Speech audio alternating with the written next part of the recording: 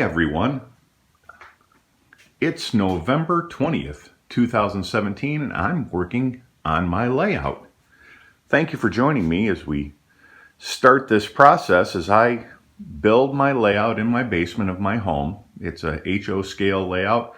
I was originally going to be building something that was going to represent the area in which I live, but I don't have the room for that in HO scale. So it's just going to be kind of a fictionalized area that I'm building. I'm going to have two 3-foot by 8-foot sections along the back wall that you can see, and covered in foam on top of the layout. And as you can see, I have the 3 by 8 framework and top cut, mounted, drilled, and glued in place. And over here on this one here, I have my legs that I've got to finish cutting down and then add the screws, the leveling screws, right there at the bottom of the feet. And the only thing I have left to do as far as getting these areas here complete will be to go get the furring strips to add a little strength and along the edge, along the back edge, and on the ends of the 3 by 8 layout, just to give that extra support. So that's what I've got accomplished, and I'm going to be getting the legwork done in the next day or so. And you can see that my pile of wood on the floor down here is actually decreasing some. And I've got the plywood sheets over here in my basement. Those are going to be, those are starting to thin out as well. You can see some of the old foam and the old 5 by 8 layout that I had built and put on some extra cabinets that we had that I ran trains on using the Bachmann Easy Track that you see right there. I've got some of my cork road bed, as you can see, that's for the yard. And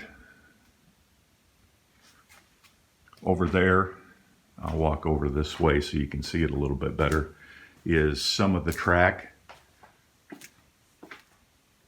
that I'm going to be using. Got some of my turnouts and some of my Pico Flex Track.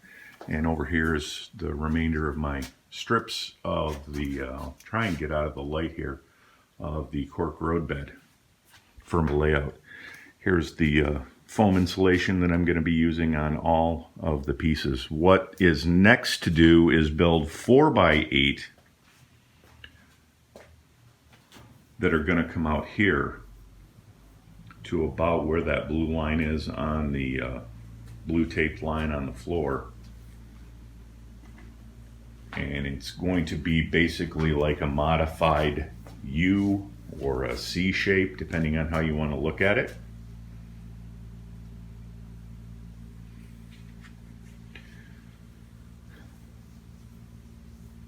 I've got to yet get back into touching up some areas of problem on the wall where I needed to refill some compound in to smooth over some cracks that developed. I'd used joint compound and that didn't hold very well. It was far too rigid for the purpose I'm using it for. So I've got to go in and repaint some of this. You can see where the paint flaked off. And I'm going to be doing that, and I'm going to be touching up some of those clouds.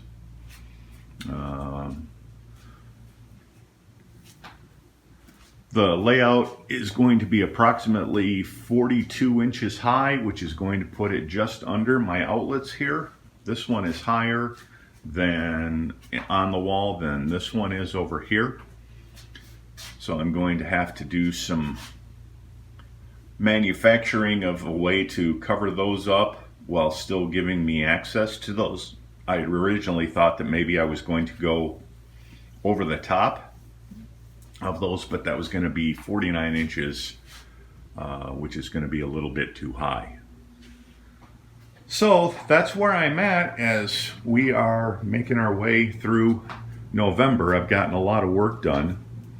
Here I've got my sky blue paint just waiting for me to go in and use. And of course over here is some of my kits that I still need to build.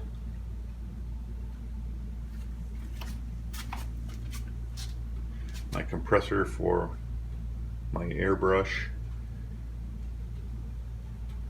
And you can see my workbench, pretty full. So that's basically what I've got going on here over what I've gotten accomplished and what my plans are for the next week or so as we continue on my journey of building my first HO scale layout here in the basement of my house. Thank you for taking a look at this on YouTube, and really appreciate it if you would subscribe, and maybe if you've got suggestions. Like I said, I'm new to this, so if you have suggestions that are going to help make my task easier, that would be greatly appreciated. And hopefully that maybe what I do and the mistakes that I make, you can avoid making when you do this yourself, and maybe even it can inspire you to decide to do some things yourself. I never figured that I would be able to do something like this. I mean, and you can tell from looking at the differences between the two 3x8s that I've made some adjustments of as I've gone on. Probably used too many screws on this one, so I adjusted that on when I did this one here. And just so you know, both of these sections have passed the structural integrity test when they fell off either of the sawhorses that they're currently sitting on at one point during construction. Anyway, thanks for taking a look, and